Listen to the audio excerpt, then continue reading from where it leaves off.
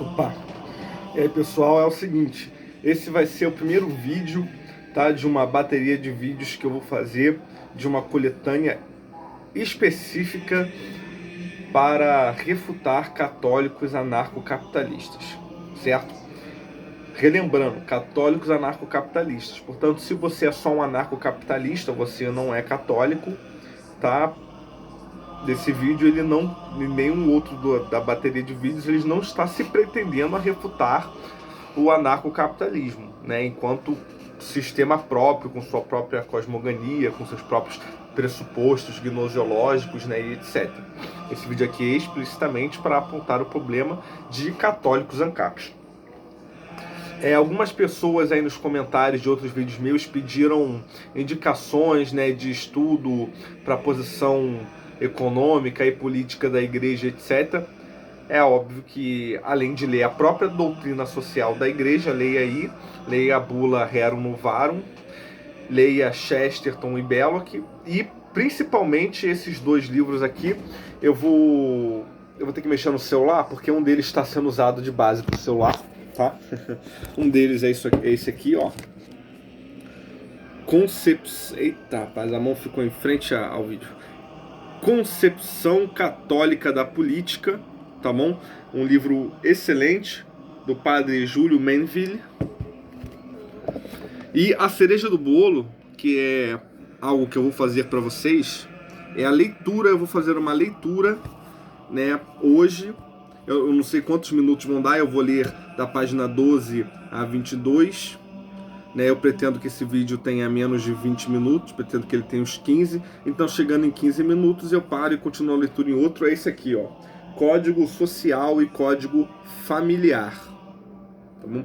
Código Social e Código Familiar, síntese da doutrina social católica. União Internacional de Estudos Sociais, fundada em Malines, em 1920, sob a presidência do cardeal Mercier. Cara, esse livro aqui, ele é fundamental e ele... sei lá, ele praticamente deixa qualquer pensamento aí católico, liberal, libertário, humanista, democrata, qualquer pensamento católico a favor de Estado laico, ele deixa essa galera aqui em escombros, pedra sobre pedra, tá bom? Então eu vou fazer a leitura dele da página 12 a 22. A página 12 a 22 não é nem o primeiro capítulo do livro, é a introdução do livro, e vocês vão ver como a introdução do livro já bate em ANCAPs assim de uma forma fenomenal, certo? Então vamos lá.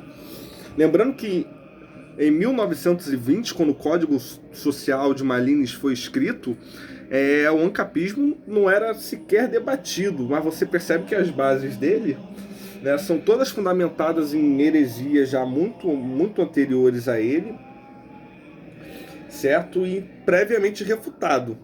E a leitura que eu farei mostrará isso aqui. Então, vamos começar a leitura, tá? Não será uma leitura comentada, senão o vídeo vai demorar muito. Vou fazer uma leitura direta, é uma linguagem bem simples, eu não preciso fazer comentários. Então vamos lá, começando. Ó.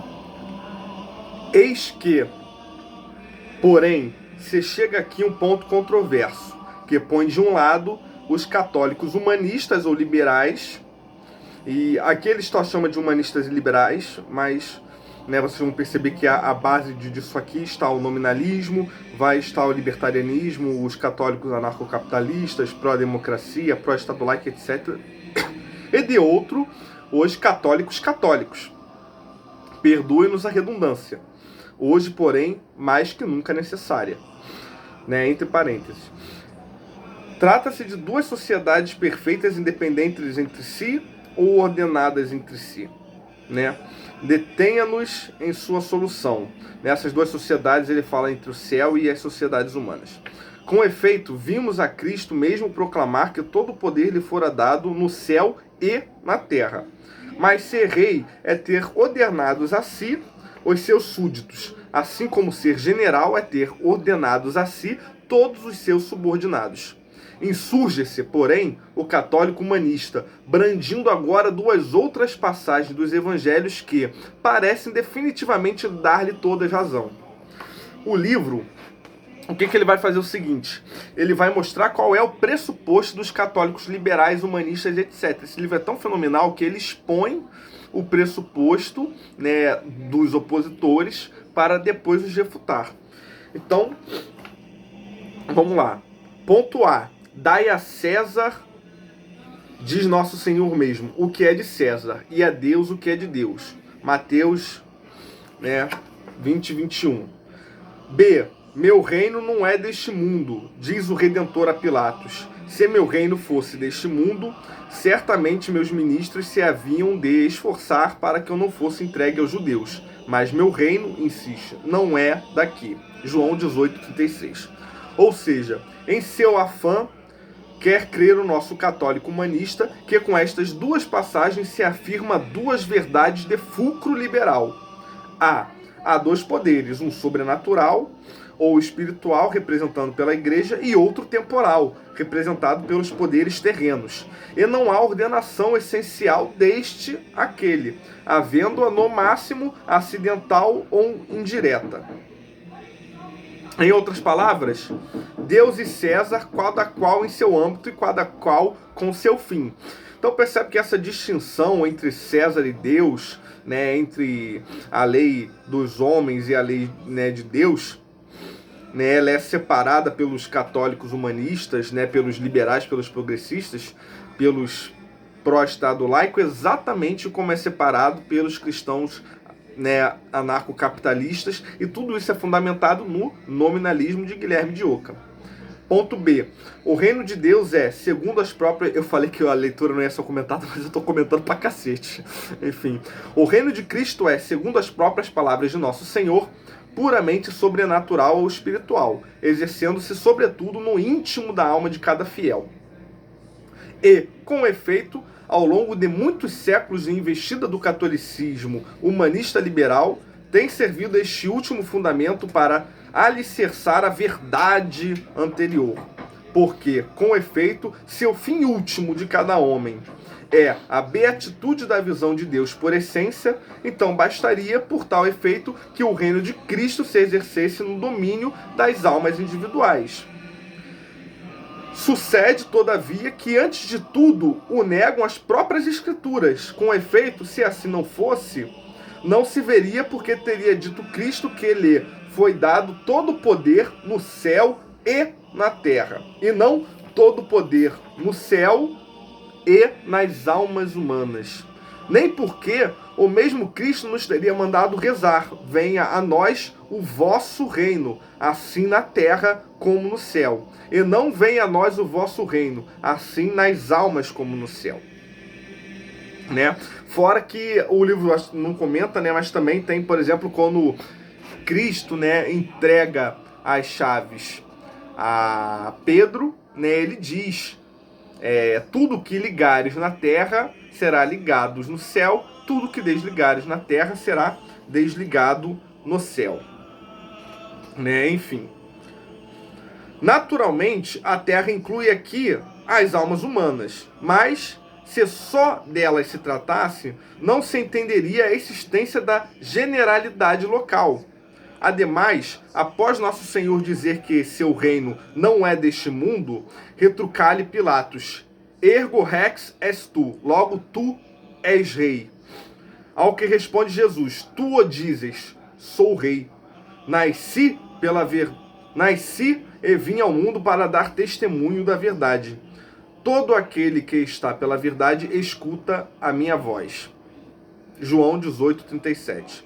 Ora, com este nasci e vim ao mundo para dar testemunho à verdade, Jesus reclama não tanto o direito de soberania divina da segunda pessoa da Santíssima Trindade. Trata-se antes do direito soberano descrito numa visão. Porquanto o menino nasceu para nós, um filho nos foi dado, a soberania repousa sobre seus ombros e ele se chama Conselheiro Admirável, Deus Forte, Pai Eterno, Príncipe da Paz. Seu império se estenderá cada vez mais e a paz não terá fim. Sentar-se-á sobre o trono de Davi e sobre seu reino, para firmá-lo e fortalecê-lo pelo direito e pela justiça. Desde agora e para sempre fará isto o zelo do Senhor dos Exércitos. Isaías 9, né, do versículo 6 ao 7. O mesmo direito de soberania visto ainda mais claramente por Daniel. Eu estava, pois, observando estas coisas durante uma visão noturna, e eis que vi alguém que parecia o filho do homem vir sobre as nuvens do céu. Ele avançou para o ancião, diante de quem foi conduzido. Eis lhe deu poder, glória e reino, e todos os povos, nações e línguas o serviram. Seu domínio é um domínio eterno que não passará, e seu reino jamais será destruído. Deuteronômio 7, do versículo 13 ao 14. Com efeito, como escreve São Boaventura, é enquanto o homem que o Salvador foi magnificado acima de todos os reis da terra por causa da assunção de sua humanidade na unidade de uma pessoa divina. Em outras palavras, a união hipostática o coloca acima de toda e qualquer criatura.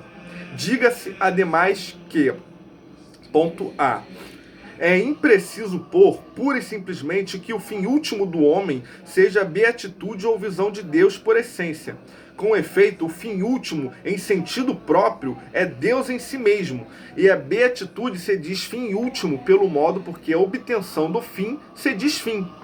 Ora, aquela imprecisão aparentemente pequena tem grande implicação na visão católica humanista que nos ocupa. É baseado nela que mesmo os católicos humanistas mais próximos da verdadeira doutrina da Igreja esqueçam que toda a nossa vida deve servir, antes de tudo, à glória de Deus e que nossa mesma salvação é, de algum modo mais propriamente, consequência desse render glória a Cristo Rei com toda a alma e coração.